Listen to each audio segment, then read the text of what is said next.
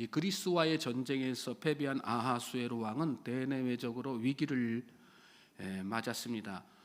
신하들은 혼란스러운 정국을 타개하기 위해서 왕후 책봉을 제안하고 또 이를 받아들인 아하수에로의 지시로 왕후 책봉 절차가 시작이 됩니다.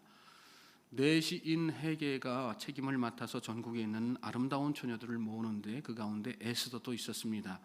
에스더는 모르드게의 조카로 용모가 곱고 아리따워서 한눈에 이 헤게의 마음을 사로잡았습니다. 헤게는 에스더를 좋게 보고 은혜를 베풀어서 몸을 정결하게 할 물품과 일용품을 주면서 왕궁에서 그를 모시는 시녀들도 궁녀들도 이렇게 내어주게 되죠. 그리고 따로 처소를 마련해서 그렇게 지내도록 이렇게 하죠. 좋게 보고 은혜를 베풀었다 그런 말씀이 우리가 어제 읽은 본문 말씀 가운데 나오는데 에스더가 헤게의 어떤 특별한 배려를 이렇게 받았다는 그런 뜻이죠. 여러분, 성도는 하나님뿐 아니라 사람들에게도 좋게 보여야지 됩니다. 물론 믿음이란 하나님을 기쁘시게 할 것인가 사람을 기쁘게 할 것인가의 어떤 갈등과 선택의 상황이 올 때에 당연히 하나님을 기쁘시게 하는 것을 선택하는 것이죠. 그렇지만 그것이 사람 앞에서는 함부로 해도 된다는 그런 뜻은 아닙니다. 하나님께 칭찬받는 성도는 사람에게도 칭찬받을 만한 어떤 삶의 모본을 보이면서 살아야 되는 것입니다. 그래야 다른 사람들에게 덕이 되고 하나님의 영광이 더 크게 드러나게 되는 것이죠. 왕후 책봉식은 상당히 긴 기간에 걸쳐서 복잡한 절차를 거쳐야만 하는 그런 일이었습니다. 한 나라, 그것도 당대 최고의 강대국이었지 않습니까? 지금 바사 제국이 그 나라의 왕후이니만큼 신중에 신중을 기한 거죠. 또 그 이전에 한 차례 이 와스들을 폐위하는 폐위의 경험이 있었기 때문에 더 신중했을 것이고, 더불어서 이 아하수에로 왕, 대제국의 왕이지만 주변의 대적자들로부터 끊임없는 암살 위협이 있었기 때문에 더 그렇게 신중하게 절차를 길게 오래도록 이렇게 끌었던 것입니다. 모르드게가 그런 상황을 잘 알고 있었어요. 그래서 에스더에게 유대인인 것을 감추도록 한 것이고, 에스더 또한 모르드게의 그런 의중을 잘 헤아려서 이렇게 순종했던 것입니다. 12절 말씀 보시면 처녀마다 차례대로 아하수에로 왕에게 나아가기 전에 여자에 대하여 정한 규례대로 12달 동안을 행하되 6달은 모략 기름을 쓰고 6달은 향품과 여자에게 쓰는 다른 물품을 써서 몸을 정결하게 하는 기한을 마치며, 이렇게 긴 기한이죠. 12개월이 몸단장하는 데에만, 왕을 만나기 위해서 몸단장하는 데에만 12개월이라고 하는 긴 기간이 소요됐습니다. 6개월은 모략 기름을 쓰고 6개월은 각자 준비한 향품을 사용해서, 모략은 시신의 부패를 방지할 정도로 강력한 항염 효과가 있죠.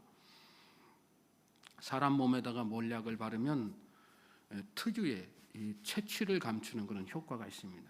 그리고 그런 과정을 6개월 동안 거친 후에 그 위에다가 향품을 바르면 몸에서 좋은 향기, 채취는 다 감추어지고 좋은 향기만 풍기는 그런 상황이 되는 거죠. 중요한 건 뭘까요? 이 기간 동안의 정성이죠. 정성을 얼마나 사람들이 왕의 눈에 들기 위해서 정성을 다했겠어요. 신앙생활도 정성입니다, 여러분. 한 나라의 왕후가 되는 일에도 이렇게 정성 다하는데, 여러분, 오늘 우리는 누구를 만나요? 하나님을 만나는 거 아니겠어요? 오늘 우리는 하나님 앞에 나아가는, 우리가 다 주의 정결한 신부다 그런 말씀이 나오는데, 하나님을 만나는 주님의 정결한 신부로서 우리는 얼마나 정성을 다합니까? 예배는 향기로운 제사죠. 모략 기름을 쓴 것처럼 여러분, 성도는 정성을 다하되 특별히 날마다 성령의 기름 부으심이 있어야지 됩니다. 믿습니까? 육신의 썩은 내가 우리도 다 채취가 나는 거 아니겠어요? 성령의 기름 부으심으로 성령의 기름으로 다 제거되어야지 되는 것입니다. 그리고 그리스도의 향기로 우리가 옷 입어야지 되는 것입니다. 그럴 때 우리 인생이 향기로운 인생 되고 주님의 정결한 신부로서 주님께서 쓰시는 쓰임 받는 인생이 되는 것입니다. 13절 14절 보십시오. 처녀가 왕에게 나아갈 때에는 그가 구하는 것을 다 주어 후궁에서 왕궁으로 가지고 가게 하고 저녁이면 갔다가 아침에는 둘째 후궁으로 돌아와서 비빈을 주고 하나는 넷이 사스가스의 수하에 속하고 왕이 그를 기뻐하여 그의 이름을 부르지 아니하면 다시 왕에게 나아가지 못하더라. 1년 동안에 걸쳐서 준비를 마친 이 후보들은 처녀들이라고 나와 있는데 후보들은 차례대로 이제 그 준비 기간이 끝나고 나면 왕에게 이렇게 나아가게 되는데 왕 앞에서 일종의 면접을 보는 거죠. 그때 원하는 것이 있으면 무엇이든지 요청해서 가지고 갈 수 있었습니다. 그러니까 아름답게 보이기 위해서 얼마나 필요한 것들을 요청했겠어요. 이것, 뭐 머리에 목걸이를 아름다운 목걸이라든지, 뭐 귀걸이라든지, 머리에 쓰는 뭐라든지 다 장신구도, 옷도 마찬가지고 다 자기가 원하는 거다 이렇게 요청하고 나왔겠죠. 그리고 하룻밤을 왕하고 이렇게 보낸 후에 후궁으로 돌아와서 기다리게 되는데 왕이 그렇게 하룻밤을 보낸 여인이 마음에 들어서 이름을 부르면 다시 왕 앞에 나갈 수 있었지만 마음에 들지 않아 가지고 부르지 않으면 다시는 왕에게 나아가지 못하는 그런 상황이 됐습니다. 그러면 그 여인은 어떻게 될까요? 평생 동안 궁녀로 궁 안에서 그런 궁녀로 사는 거죠. 단 한 번의 기회로 일생이 결정된 것입니다. 자, 그런 중에 드디어 에스더의 차례가 되었습니다. 15절 말씀 보십시오. 모르드게의 삼촌 아비하일의 딸 곧 모르드게가 자기의 딸같이 양육하는 에스더가 차례대로 왕에게 나아갈 때에 궁녀를 주관하는 넷이 헤게가 정한 것 외에는 다른 것을 구하지 아니하였으나 모든 보는 자에게 사랑을 받더라. 이 앞절에서 왕에게 나아가는 처녀는 원하는 건 뭐든지 다 요청할 수 있었다 그랬죠. 그리고 그 앞에 에스더 앞에서 면접 보러 나간 그 처녀들은 다 그렇게 자기가 원하는 것들 장신구든 뭐든 다 이렇게 갖추고 나갔겠죠. 그런데 에스더는 여기 말씀 보면 그렇게 하지 않았어요. 오직 넷이 헤게가 정하는 것만으로 몸을 이렇게 다 단장했다 그런 뜻입니다. 그럼에도 불구하고 말씀 끝에 보면 모든 보는 자에게 사랑을 받았다. 에스더는 굳이 다른 걸로 치장하지 않아도 다른 처녀들을 압도하는 탁월한 매력을 풍겼다는 그런 뜻이죠. 치장은 여러분 아무리 화려해도 타고난 미모, 타고난 재색을 능가할 수 없습니다. 수수한 차림에도 이 압도하는 광채가 나는 그런 사람이 있죠. 그러나 아무리 타고난 미모를 가졌다고 해도 이 지적인 아름다움을 가진 사람에게는 상대가 되지 않습니다. 지적인 아름다움은 외모를 초월합니다. 그런데 이러한 지적인 아름다움도 영적인 아름다움을 가진 사람에게는 비교가 되지 않습니다. 영적인 아름다움을 가진 사람에게는 여러분 범접할 수 없는 그런 매력이 있습니다. 예수님이 가지셨던 매력, 예수님이 가지셨던 아름다움이 바로 그런 아름다움 아니겠습니까? 예수님은 외모로 보면 흠모할 것이 하나도 없다 이렇게 성경은 증언하죠.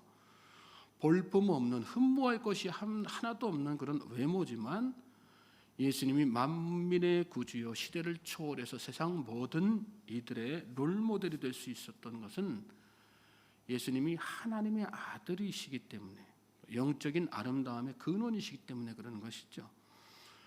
에스더 또한 그를 보는 모든 이들로부터 사랑받았다 여기 말씀에 나오는데 그 이유가 뭘까요? 비단 타고난 재세계 차원을 넘어서는 그런 그 속에서 풍겨 나오는 영적인 아름다움, 영적인 기쁨과 성숙함이 있었기 때문이죠. 저는 저와 여러분이 속사람이 강건하고 속사람이 아름다워지게 되기를 주님의 이름으로 소망하고 축복합니다. 오늘 우리에게는 세상 사람들이 흠모할 만한 매력과 아름다움이 있습니까?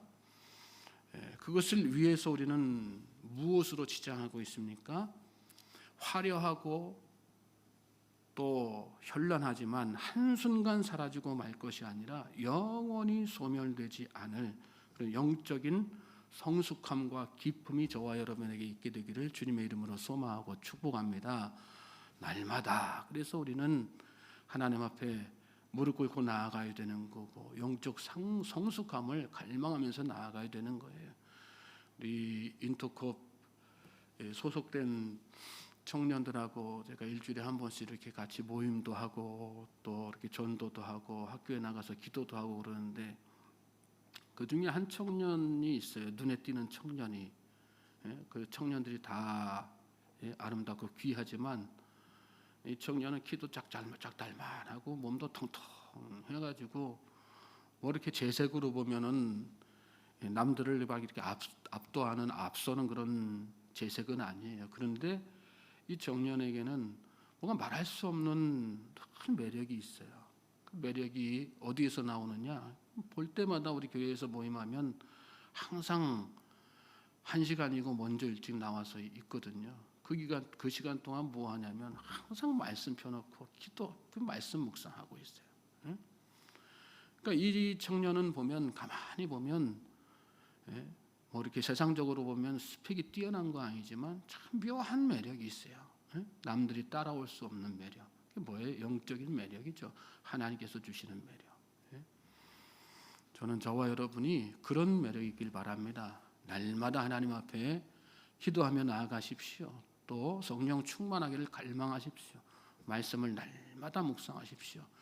세상 사람들이 따라올 수 없는 여러분만의 기품 있는 매력을 세상 사람들에게 풍기며 살게 될 것입니다. 그리고 그것을 통해서 여러분의 모습 속에서 사람들이 예수님의 모습을 발견하게 되고 또 하나님에 대해서 여러분이 믿는 예수님 하나님에 대해서 호기심을 갖게 되고 하나님의 영광이 우리 삶 가운데 드러나는 거 아니겠습니까?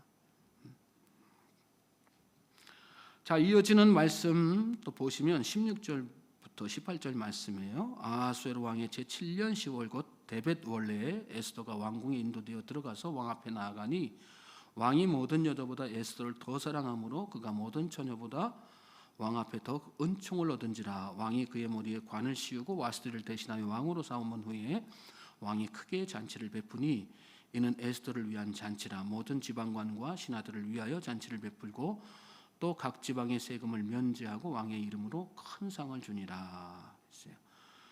자, 그런 어떤 내적 외적 그 아름다움이 있었던 에스더를 보자마자 아하수에로가 그를 사랑하게 되죠. 17절에 보면 왕이 모든 여자보다 에스더를 더 사랑함으로 그랬어요. 그리고 그가 모든 처녀보다 왕 앞에 더 큰 은총을 얻은지라. 결과적으로 이 에스더는 아하수에로 왕의 마음에 쏙 들었어요. 그리고 왕후가 되지요. 18절에 보면 왕이 크게 잔치를 베풀었어요. 왕으로 삼고 나서. 그리고 이 잔치는 에스더를 위한 잔치라 그러면서 이어지는 말씀은 모든 지방관과 신하들을 위하여 잔치를 베풀고 에스더를 위한 잔치인데 그 잔치 통해서 어떤 사람들을 위로했어요? 모든 지방관과 신하들을 위로하는 잔치가 더불어서 벌어지게 된 거죠. 그리고 각 지방의 세금을 면제하고 왕의 이름으로 큰 상을 주니라. 백성들에게 또 이런 혜택이 다 돌아가도록 이렇게 한 것입니다. 에스더 한 사람이 왕후로 책봉되고 나니까 주변의 사람들이 다 이렇게 에스더로 말미암아서 더불어 잔치도 참여하게 되고 또 많은 혜택도 이렇게 받는 것을 보게 되죠. 에스더는 축복의 통로가 된 사람이었어요. 저는 저와 여러분이 축복의 통로가 될 수 있게 되기를 주님의 이름으로 소망합니다. 내가 믿음으로 바로 서면 나로 말미암아서 주변이 다 잘 되는 거예요. 믿습니까? 가정도 마찬가지고 주변의 일터의 현장도 마찬가지예요. 주변 이웃들도 다 마찬가지예요. 내가 믿음으로 살고 내가 영적인 성숙함으로 살고 그래서 사람에게 쓰임받고 하나님 앞에 쓰임받게 되면 그 혜택이 다 주변에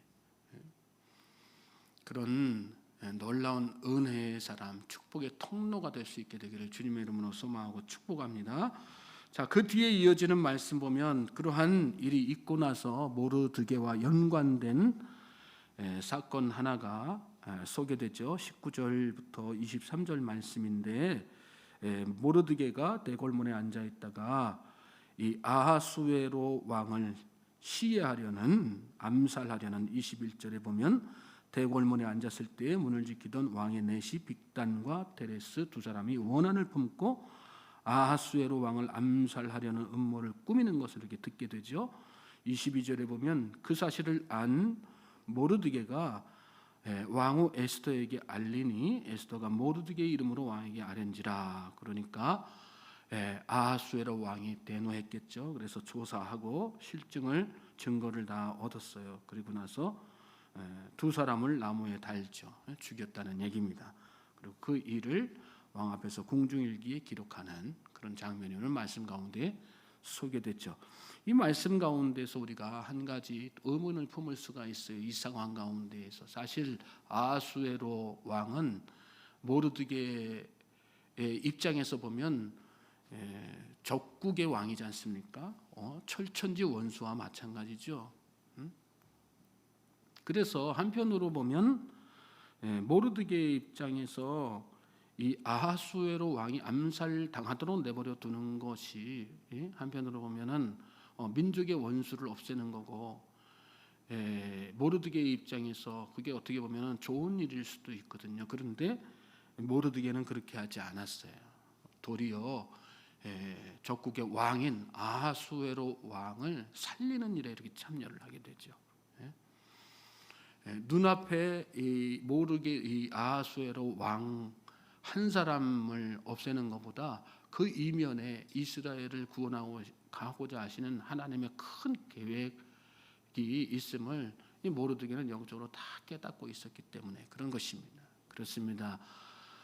우리가 세상 살면서 당하는 모든 일들이 우리 당장의 눈앞에 보면 그것이 좋은 것 같아 보이고 또 유익이 되는 것 같아 보이지만 우리는 그 일에 지금 당장 내 눈앞에 그것이 옳은 것이라 생각될지라도 우리가 한 가지 더 깊이 있게 생각해야 되는 것은 그 이면에 하나님께서 어떤 원대한 계획을 가지고 계시는가 그걸 늘 생각하면서 살아야 되는 것입니다.